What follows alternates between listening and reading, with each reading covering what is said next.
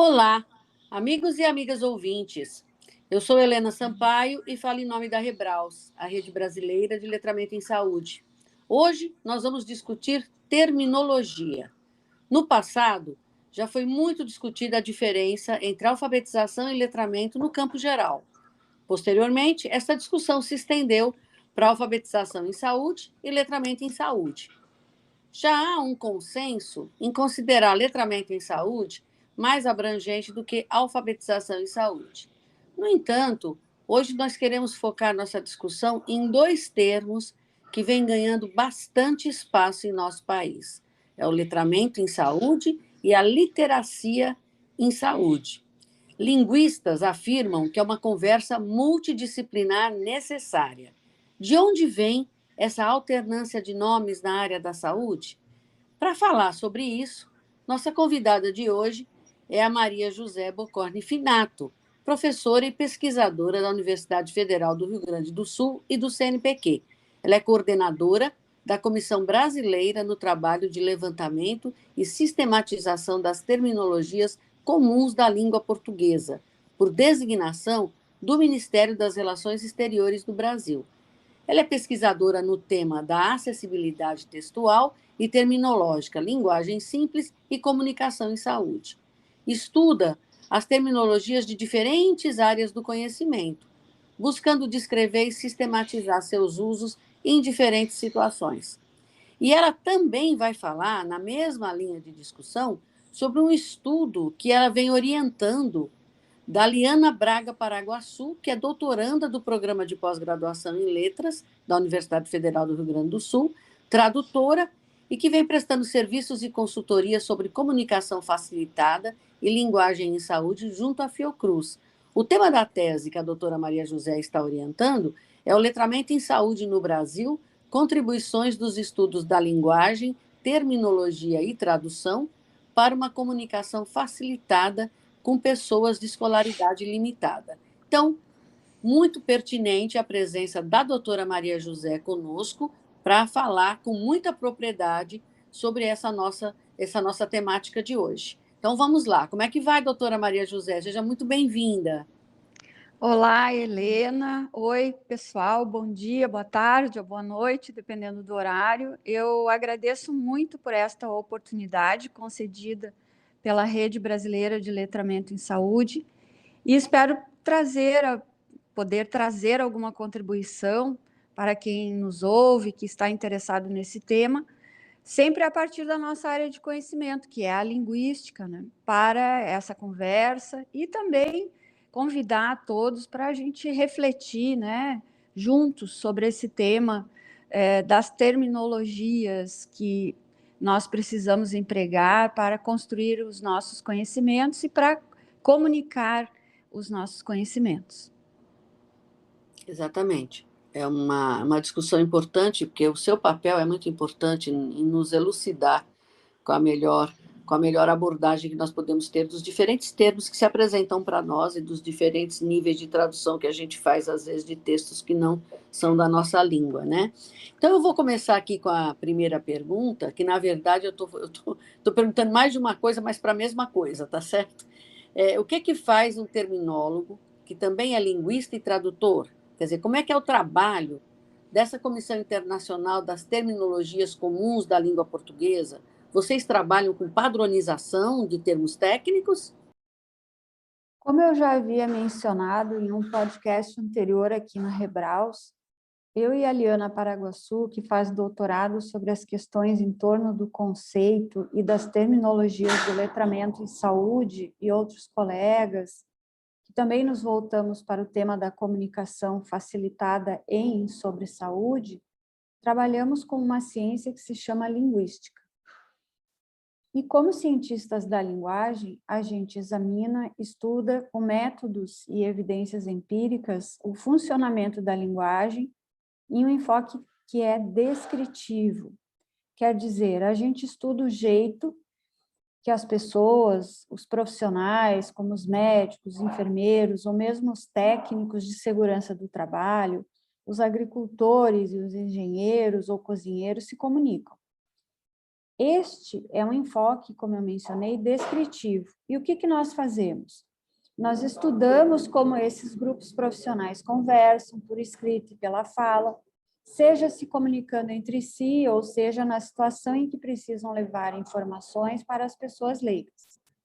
E nessa posição, em um viés científico, a gente descreve os comportamentos da linguagem e os mapeia, sem a pretensão de dizer se algo é certo ou errado. A gente, por exemplo, em uma descrição, pode descobrir que é muito comum as pessoas escreverem e até dizerem houveram muitos problemas. A gente aponta que isso é considerado um erro em termos da norma culta gramatical, mas a gente vai mostrar que, apesar disso, esse tipo de construção é muito comum e consegue, então nós conseguimos explicar cientificamente as razões para essa concordância verbal ocorrer desse jeito. Isso não quer dizer que nós vamos condenar quem usa essa forma. O nosso trabalho é diagnóstico e pode até embasar uma nova consideração sobre este certo ou errado, e também pode ajudar os professores, por exemplo, que precisam ensinar esse padrão culto para uma pessoa, e essas pessoas vão precisar entender o que está acontecendo para conseguirem aplicar essa regra, entender por que essa regra é assim. Então, esse estudo descritivo também pode ajudar o ensino da língua, por exemplo. E o vocabulário empregado em diferentes cenários da comunicação é um ponto de bastante destaque aqui no nosso grupo na Universidade Federal do Rio Grande do Sul, embora não seja o único aspecto com que a gente lida. E isso a gente faz examinando peças de escrita ou mesmo de falas transcritas, mais e menos formais, e a gente também estuda as transformações dessas linguagens técnicas e científicas ao longo do tempo. E a gente precisa considerar, nesse estudo, grandes amostras de dados que representam o uso da língua nesse cenário, nessa modalidade. Eu, como um exemplo de estudo que já olhou fatos da língua e de vocabulários técnicos e científicos em enfoque histórico, em 2001, na época da minha tese de doutorado, investiguei as terminologias da química e como elas foram se transformando a partir do trabalho de Lavoisier. Pois o Lavoisier fez toda uma luta para estabelecer denominações mais padronizadas e que tivessem a ver com uma visão de uma nova ciência que ele trazia, uma ciência que fosse mais objetiva, e na qual não cabia, por exemplo, dizer óleo dos desmaios ou vitríolo, que são termos antigos, alternativos, que as pessoas usavam bastante, mas que ele, então, vai propor o uso de um novo termo, que é ácido sulfúrico. Então, esse foi um projeto histórico coletivo de ciência que precisava de novas terminologias para acompanhar entendimentos, conceituações novas. A adesão dos cientistas aos novos termos e conceitos, ela foi sendo feita aos poucos, e foi todo um processo que culminou com o que nós temos hoje, com nomes de termos, compostos, nomes de processos e até nomes de equipamentos de laboratório. Um caso de transformação mais recente, por exemplo, foi a mudança da terminologia anatômica brasileira. Recentemente, nós usávamos o termo sistema digestivo e passamos a adotar o novo termo, que é sistema digestório. E a gente, na posição de linguista, terminólogo, estuda como essas palavras, essas denominações vão mudando, mas não só a palavra, mas especialmente os conceitos associados aos termos. E nós também observamos o estilo, o modo de apresentação dos textos, os textos científicos e técnicos, que também se transformam ao longo do tempo. Por exemplo, se a gente for olhar um artigo de medicina que tenha sido produzido em 1940, a gente vai ver que esse artigo tinha o estilo de um relato, como se fosse uma história, uma narrativa. Tá? E isso, né, a gente sabe como cientistas que é a mutabilidade, é a transformação.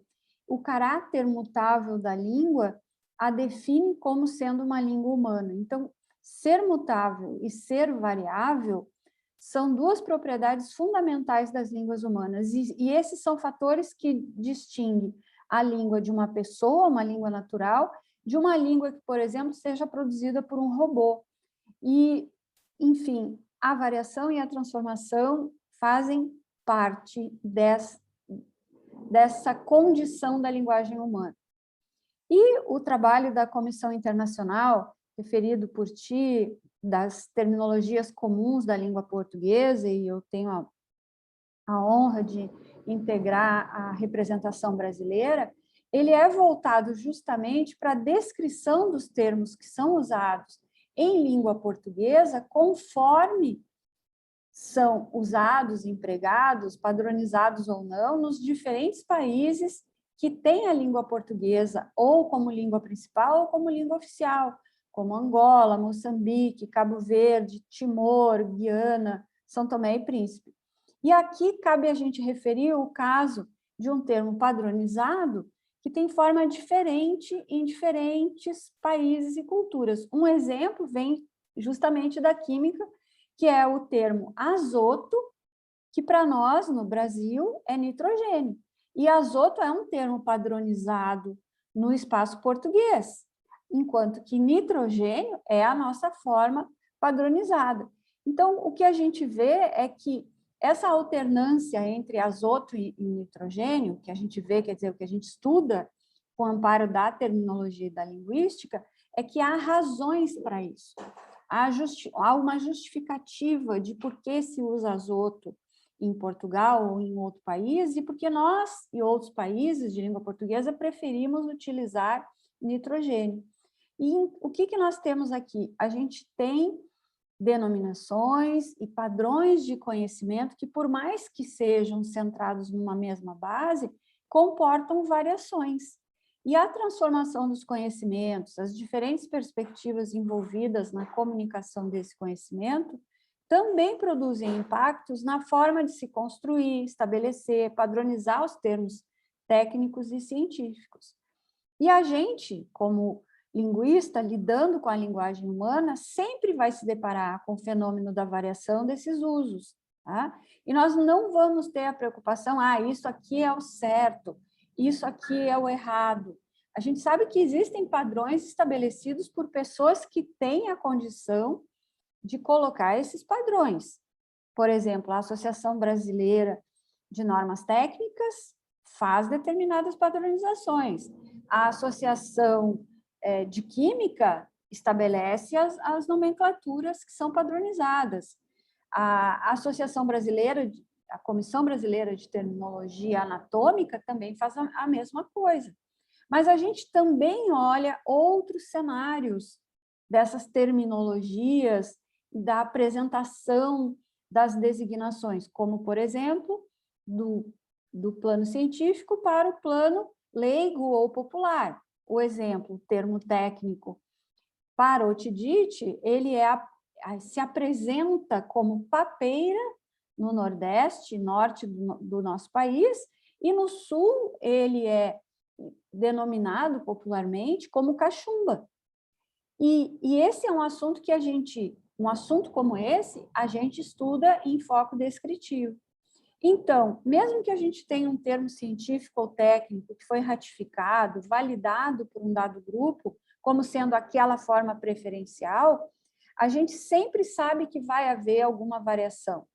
Isso porque a variação linguística é algo que faz parte, ela é incontornável e, como eu já disse, é algo que diferencia a fala humana de uma fala artificial produzida por uma máquina.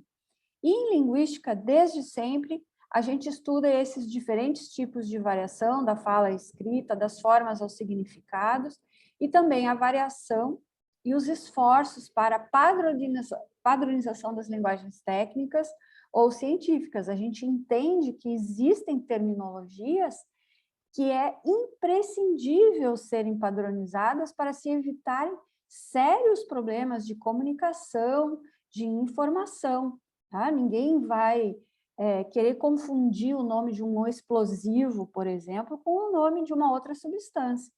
Então, mas é um cenário bastante variado, com questões variadas e que exigem a intervenção, o diagnóstico, o cuidado e a gestão por parte de diferentes pessoas. Tá?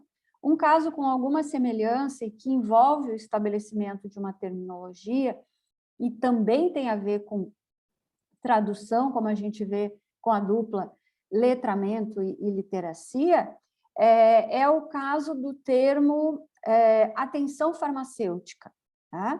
E que nós temos pharmaceutical care no inglês, atenção farmacêutica no espanhol e atenção farmacêutica no português. Hoje, os farmacêuticos estão retomando a designação cuidado farmacêutico em vez de atenção farmacêutica, buscando diminuir uma confusão que é conceitual com o termo assistência farmacêutica, que tem a ver com assistência em saúde. E a esse respeito aqui, né, eu poderia sugerir, por exemplo, que a gente tenha uma conversa com o professor Diego Araújo, da Faculdade de Farmácia da Universidade Federal do Espírito Santo, ou com a professora Agnes Gossenheimer, do setor de farmácia da Secretaria do Estado aqui do Rio Grande do Sul, pois essas duas pessoas, né, nesse caso da discussão terminológica com cuidado farmacêutico e atenção farmacêutica, são doutores, pesquisadores, docentes universitários e pessoas atuantes na sua associação de classe e estão apontando esse cuidado em torno do termo, da terminologia cuidado farmacêutico. A gente, como linguista, testemunha esses movimentos da linguagem. A gente estuda, acompanha os especialistas, podemos dar a nossa contribuição descritiva e ou diagnóstica, como eu falei antes, não só sobre as palavras em torno de um termo sendo colocado, ou de uma variação denominativa, ou mesmo de uma variação conceitual. Isso é o que faz um terminólogo, que também é linguista e tradutor. E se a gente pensar nas terminologias comuns da língua portuguesa, né, que são as terminologias técnicas e científicas usadas em todos os países que usam a língua portuguesa, nós temos bastante casos de diferenças para observar, e eu volto ao caso de nitrogênio e azoto. E a gente vai precisar dizer o quê? Né? Que ninguém está certo, não posso dizer que o termo azoto está errado, ou que o termo nitrogênio está equivocado.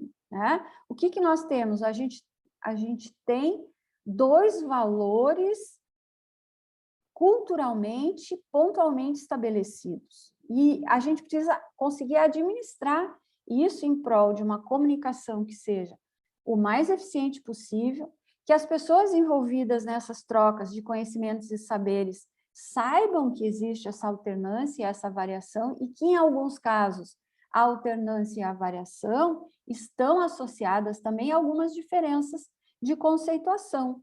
Então, isso vai ser muito importante, essa administração, porque sem isso, vamos imaginar uma situação completamente estranha em que a gente faz um congresso no Brasil, recebendo pessoas de Portugal, de Moçambique, de Angola e dos outros países, e a gente vai ser obrigado a conversar em inglês, sendo que todos nós falamos português.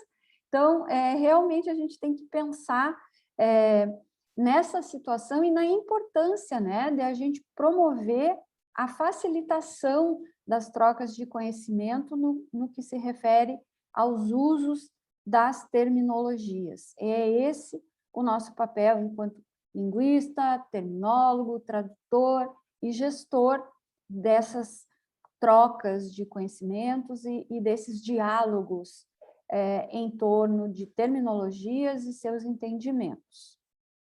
É bem complexo mesmo. E aí, assim, qual a contribuição da linguística e dos estudos de terminologia, né, que trabalham com essas linguagens especializadas de diferentes áreas do conhecimento, sobre a discussão terminológica em torno dessa alternância, letramento, literacia? Bem, Helena, quanto à questão, né, sobre qual é a contribuição da linguística e dos estudos que nós fazemos para essa questão e dessa discussão em torno da alternância do termo letramento e literacia, um primeiro trabalho que já foi aqui referido no início, que eu preciso destacar, é justamente a tese de doutorado em andamento pela Liana Paraguaçu, que justamente tenta ver quais são os usos, os conceitos, as avaliações e as distinções que diferentes profissionais da área da saúde têm colocado ao lado dessas denominações. O trabalho, a tese da Liana, se ocupa da noção de letramento em saúde,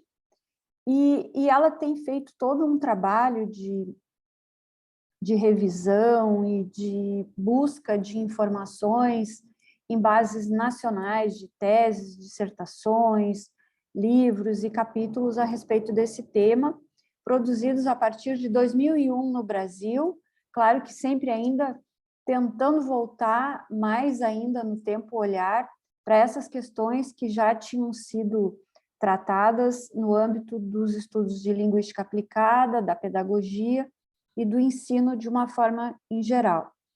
Eu vou, então, colocar aqui, né, na descrição do podcast um link para o acesso a um artigo recente da Liana Paraguaçu, um artigo que foi publicado em inglês recentemente, que ela apresenta a proposta da sua tese, que se insere dentro desse nosso objetivo maior de dar apoio para a comunicação mais facilitada sobre temas de saúde. Então, esse material vai ficar aqui para quem queira depois poder fazer uma leitura mais detida, olhar os exemplos e as questões. Mas, além desse trabalho que nós estamos fazendo agora, que nós estamos acompanhando junto do nosso grupo de pesquisa na Universidade Federal do Rio Grande do Sul, a gente, claro, se socorre e utiliza uma série de trabalhos que nos ajudem a entender a alternância de termos e conceitos relacionados a esse tema.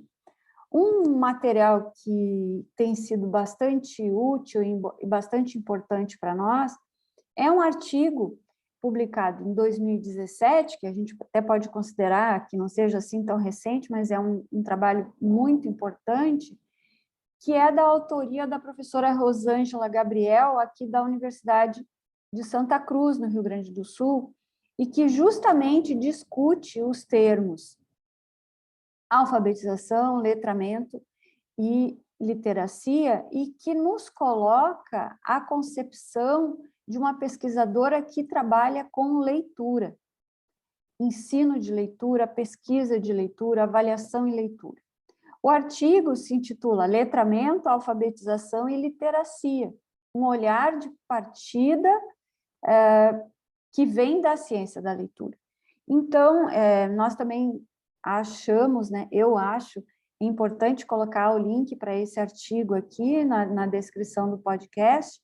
E, enfim, já nesse trabalho da professora Rosângela Gabriel, ela nos aponta que uma reflexão sobre esses três conceitos, letramento, alfabetização e literacia, é muito importante, e ela aponta que essas três denominações não podem ser consideradas como sinônimos, uma vez que cada um deles guarda a sua especificidade.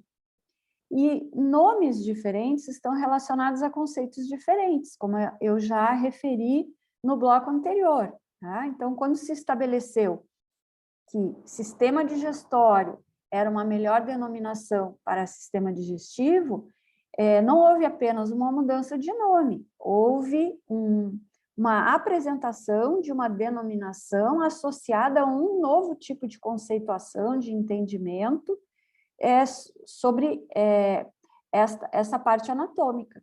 Então, a mesma coisa a gente pode pensar num processo de alteração e de progresso de conhecimentos e reflexão, quando a gente tem em mente a denominação letramento, alfabetização e literacia. Então, como se diz, né, que se coloca nesse artigo da professora Rosângela Gabriel, o conceito de letramento, ele vem se popularizando no Brasil, pelo menos desde a década de 1980, com um espaço crescente em livros, materiais didáticos e eventos voltados para os professores e questões de ensino, tá?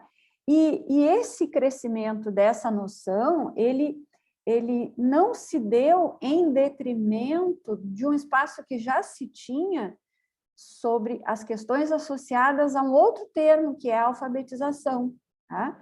Então, conforme está nesse texto, que tenta justamente tratar desses três elementos, se o letramento enfatiza os aspectos interativos e socioculturais envolvidos nos usos, funções e valores atribuídos à escrita, o desenvolvimento de habilidades de leitura e da escrita, que tem a ver com ampliação do conhecimento do vocabulário, variação, adequação daquilo que se produz, isso vai constituir aquilo que ela coloca como sendo literacia, né? E ela nos aponta, né, que num determinado segmento dos estudos relacionados ao ensino, à linguagem, à formação de professores, se traz o termo letramento para dar conta não apenas aí apenas, não é um apenas, né, é muito, né, mas não se centra na noção de decodificação e saber manipular a escrita e a leitura de uma maneira, uma visão, vamos dizer assim, decodificadora, né? A noção de letramento tem a ver com a inserção da pessoa no mundo da escrita, que tem uma faceta interativa, em que a gente tem a língua como um veículo de interação entre as pessoas, e uma faceta sociocultural, que tem a ver com usos, funções e valores atribuídos à escrita em diferentes contextos. Então, a ideia, né, que o letramento está associado a uma capacidade do indivíduo fazer algo com aquilo que ele obtém a partir da sua alfabetização, da sua capacidade de lidar com a informação escrita. Então, nesse sentido que o letramento tem a ver com colocar em prática, não só para si, mas para um grupo social, aquilo que eu consigo mobilizar, interpretar e relacionar a partir da minha experiência de leitura, né?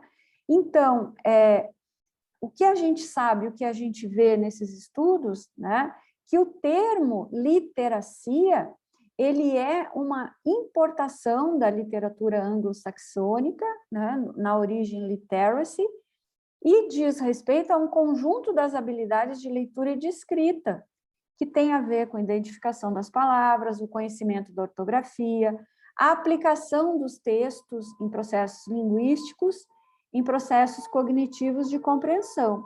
Então, na literatura da língua inglesa, acabou de passar uma ambulância, o termo literacy, ele não se confunde com a aprendizagem inicial da leitura, tá?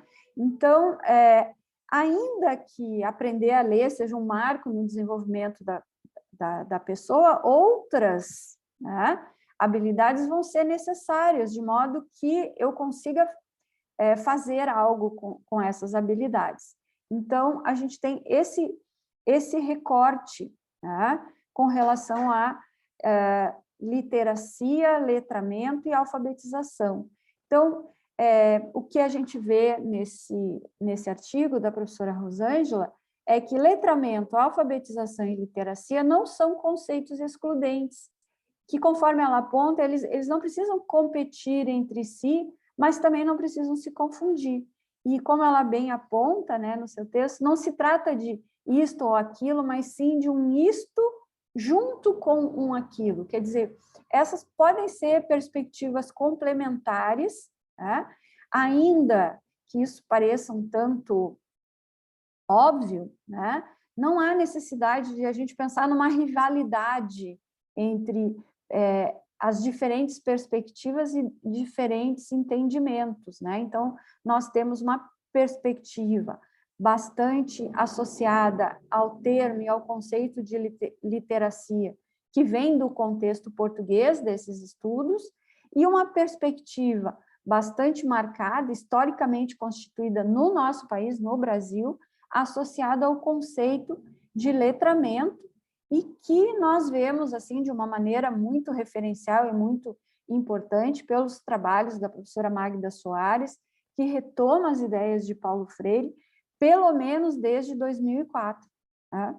Então, nesse sentido, que a gente observando, né, os entendimentos diferentes da nossa população sobre informações e temas básicos em saúde, que a gente se questiona, o que está acontecendo? A gente está identificando problemas de compreensão nos textos, a gente tem problemas também, será na composição desses textos, que talvez precisassem chegar de um formato mais facilitado para as pessoas que mais precisam dessa informação. Então, eu tenho a informação é apresentada muitas vezes, mas as pessoas que conseguem decodificar a informação, algumas vezes não sabem o que fazer com essa informação.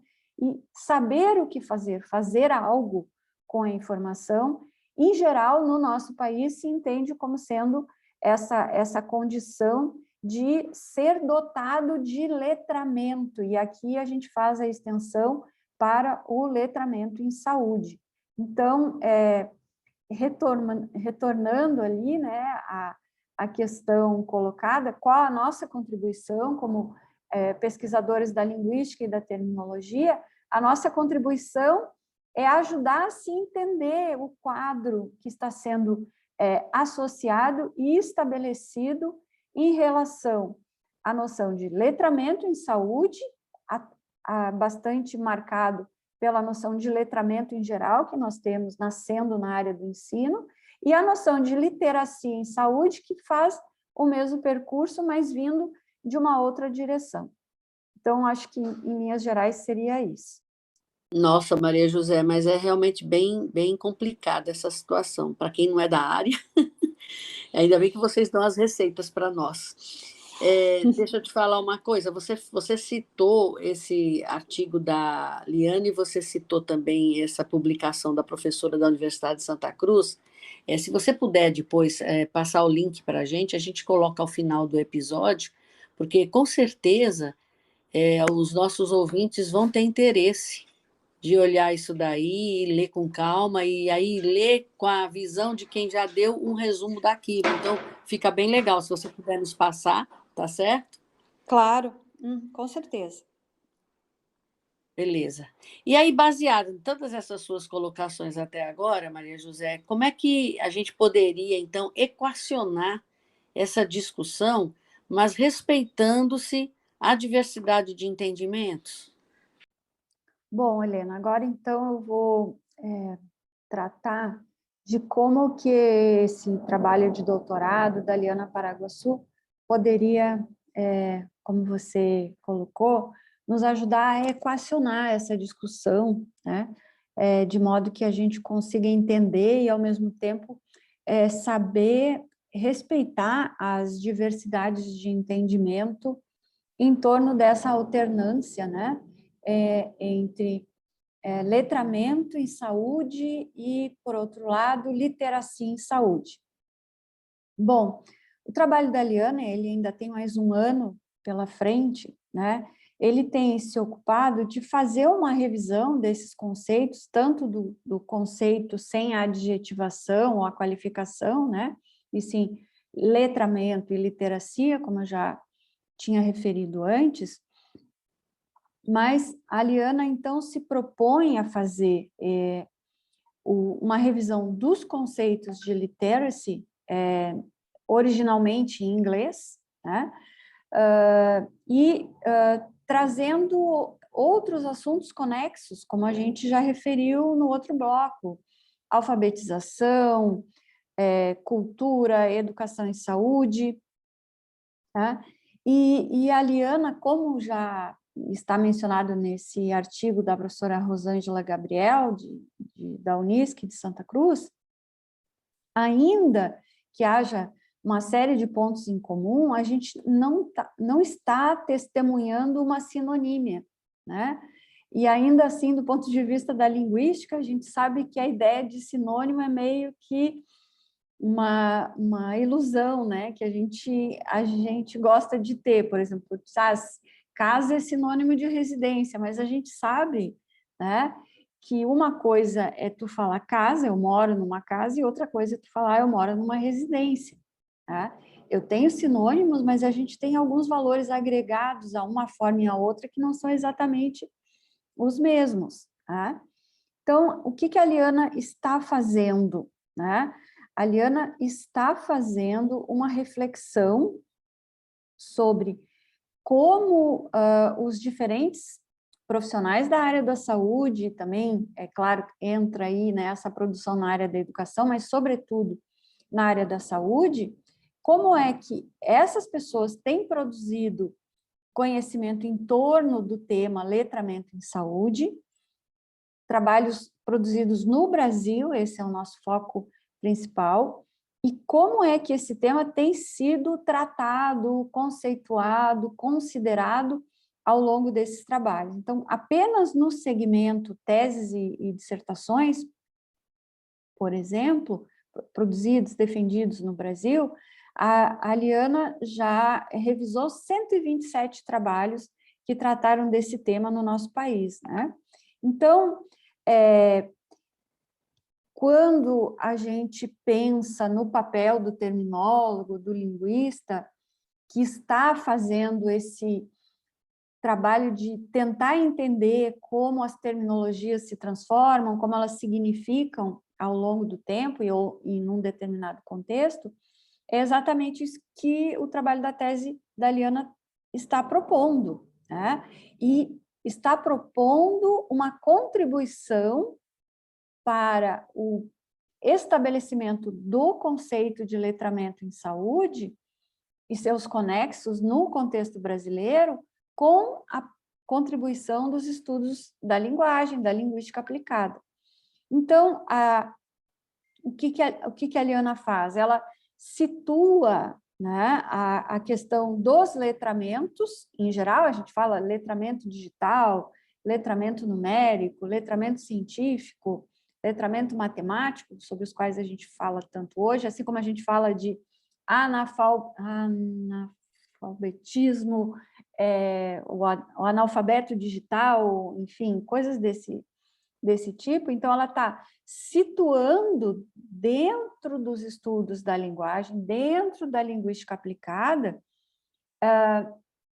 essa reflexão sobre letramento em saúde como um tipo de letramento com os quais a gente tem lidado e estudado. Então, a gente tem, assim, um contínuo, né, de estudos e pesquisas que vem dos estudos do vocabulário, os estudos da tradução, os estudos da simplificação e da acessibilidade dos textos, os estudos sobre a linguagem simples, sobre o qual se fala tanto hoje, a comunicação em saúde, né?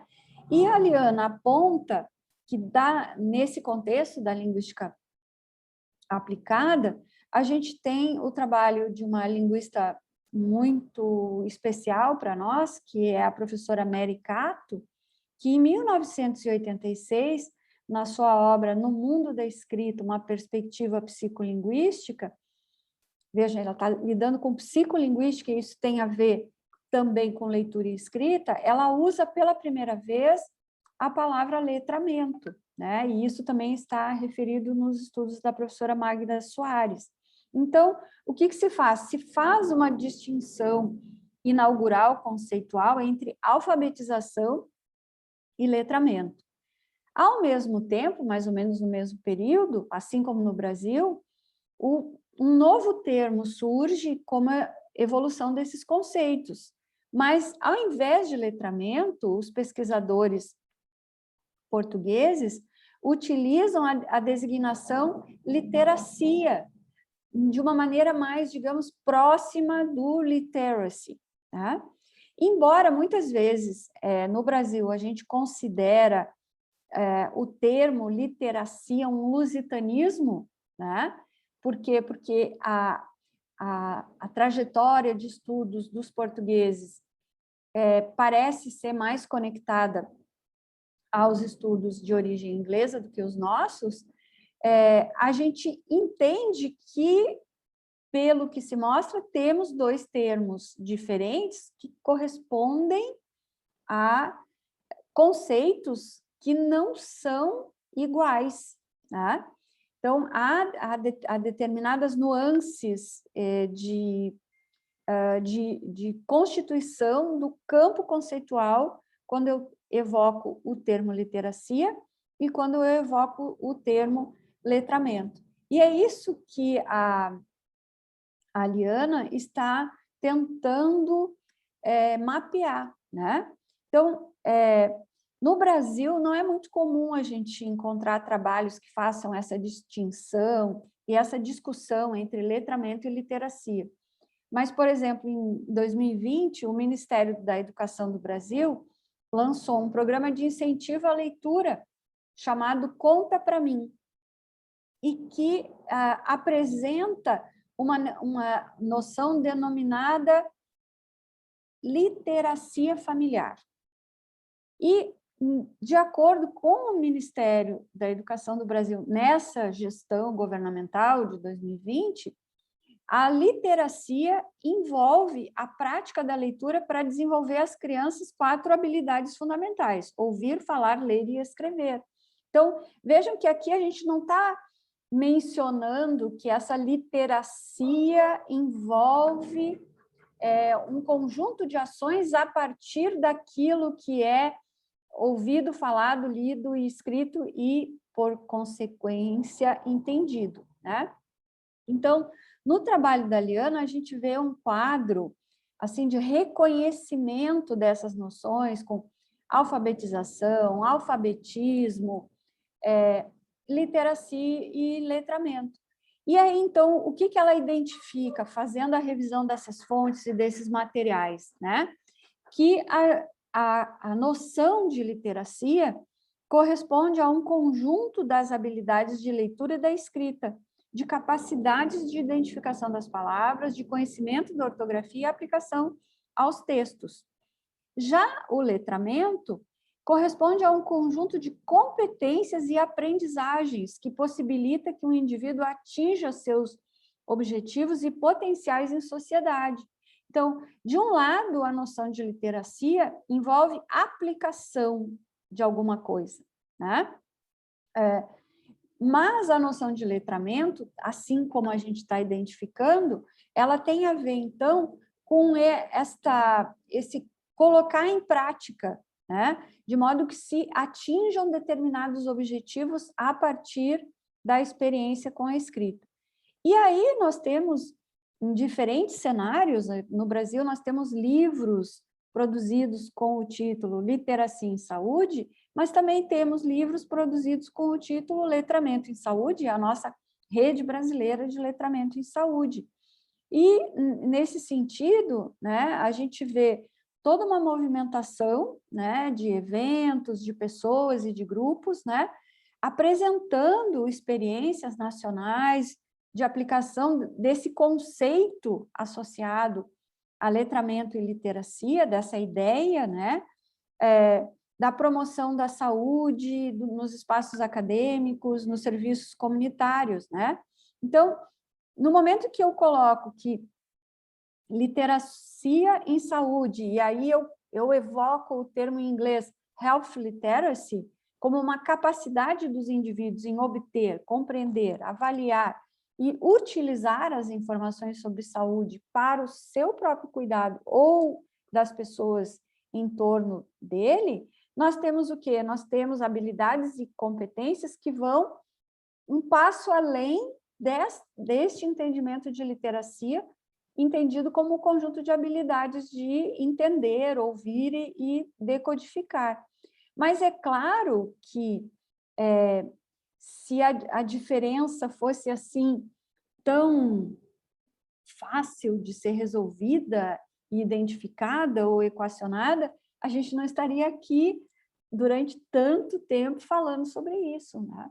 Mas o que eu acho que é muito importante é a gente não perder a ideia de que denominações diferentes e que elas estão sendo usadas de forma alternada no mesmo espaço-tempo por diferentes pessoas, e a gente não está falando da gente usando letramento e os portugueses usando literacia, a gente está falando hoje de a gente no Brasil usar literacia e também usar letramento.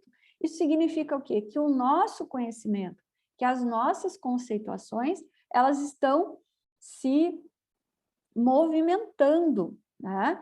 E são noções altamente importantes, né?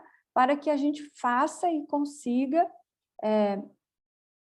levar a melhoria, né, das condições de ação das pessoas sobre a sua própria saúde e a saúde do seu grupo, né, do grupo a que pertence, né?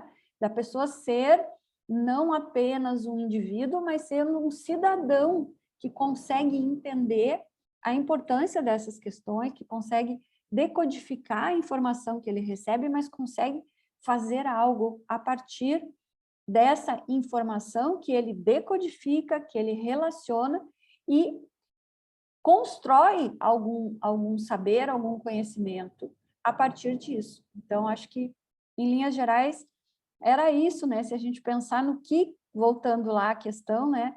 No que o trabalho da Liana vai poder nos ajudar. E esse trabalho, né, como outros do nosso grupo e de outros colegas da nossa área, da linguística aplicada, dos estudos de vocabulários, estudos de léxico, de linguística, esse tipo de estudo e trabalho que a gente gostaria muito que pudesse entrar num diálogo com diferentes pessoas, num diálogo interdisciplinar, transdisciplinar, em torno dessas questões, que, como eu costumo dizer, não são apenas questões relacionadas às palavras, como se as palavras fossem um detalhe assim pequeno. A gente sabe que as palavras estão longe, né, de ser um detalhe, elas carregam muitos valores e muitas significações.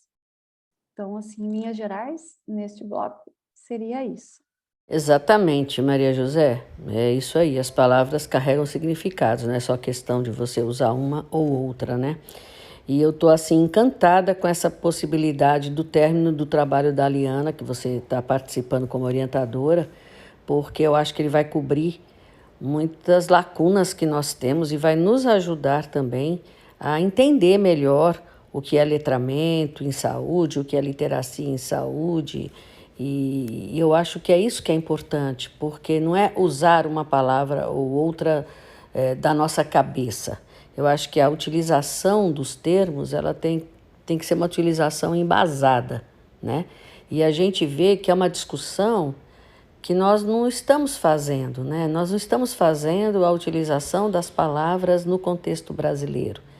Então, outro dia eu estava conversando com uma profissional e ela estava me dizendo que, na opinião dela, o letramento em saúde seria aquela condição de você saber ler e escrever.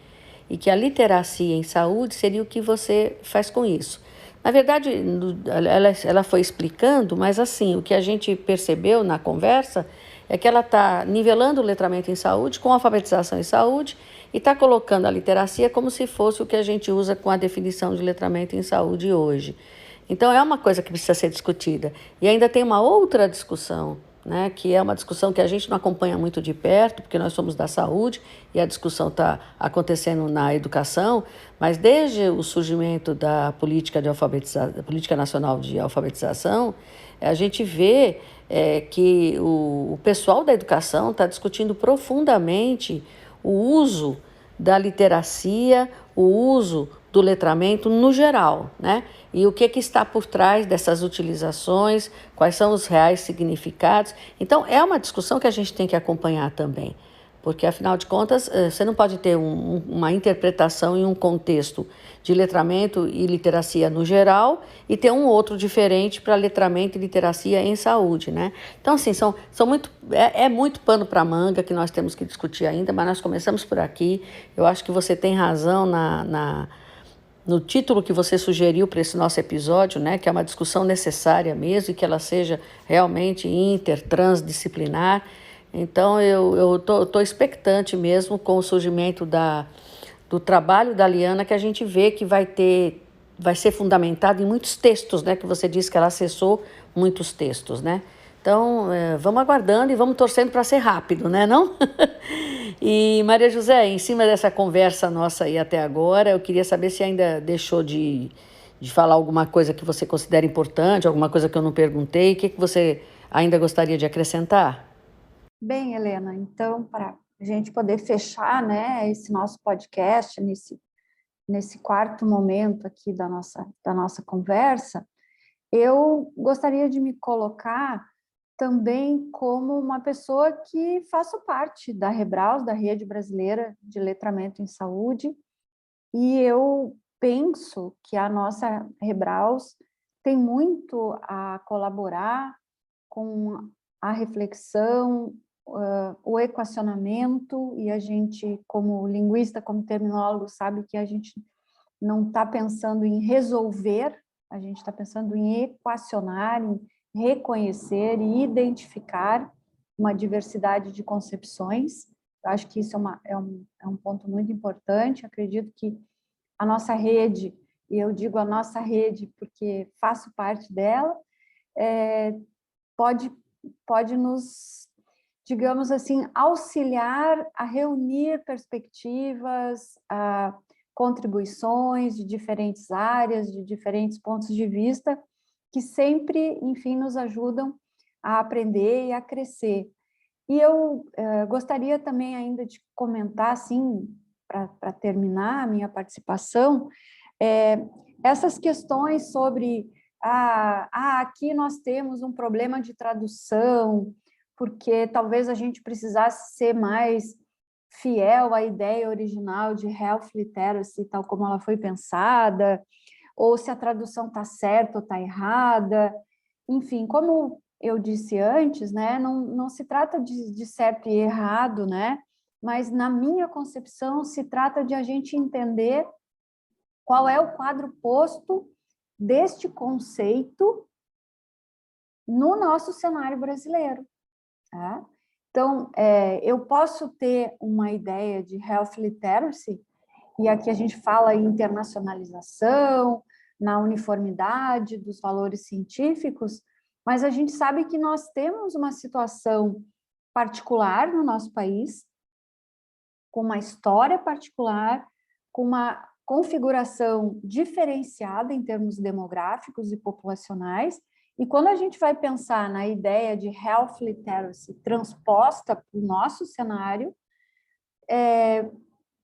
sendo que essa ideia foi originalmente pensada num outro contexto, com outras pessoas e com outras condições, será que a gente não poderia ousar e ter a nossa concepção construída a partir do nosso entendimento brasileiro sobre essas questões?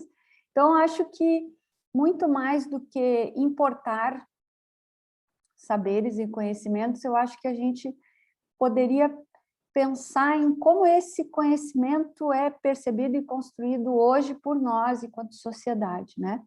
Então, acho que era isso, né, que eu tinha a contribuir. Agradeço de novo a oportunidade de poder estar aqui.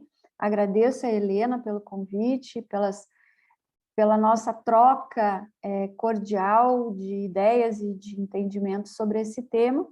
E é isso, ficamos à disposição, né, dos colegas, de vocês todos, dos ouvintes, e esperamos que tenha sido um tempo proveitoso ouvir essa discussão, essa reflexão e essa minha narrativa, né, que vem das experiências na área de linguística e linguística aplicada. Muito obrigada. Nós é que agradecemos, Maria José, foi uma contribuição ímpar e, assim, as pessoas não costumam pensar muito nisso e, como você disse, não é uma questão de tradução, é uma questão de opção consciente, né? Da gente saber do que está falando, ao optar por um termo A, por um termo B, por um termo C, e a gente realmente desenvolveu o nosso papel de estar no mundo e estar contribuindo, né? Então, nessa perspectiva, o agradecimento é todo nosso, né? E agradecemos também aos nossos queridos e queridas ouvintes que sempre têm estado conosco e está crescendo o nosso número, graças a Deus.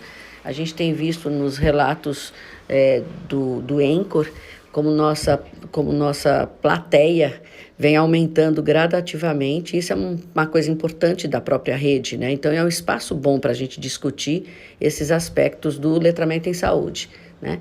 Então não esqueçam também, queridos e queridas ouvintes, de fazer um contato conosco, de uma forma mais interativa, através do Spotify, até perguntando coisas para Maria José, que a gente faz chegar nela, e perguntando coisas que vocês considerem que a Rebraus teria o que se posicionar em cima das opiniões e indagações de vocês, tá bom? Então, obrigada mais uma vez e aguardamos vocês no nosso próximo episódio. Até lá!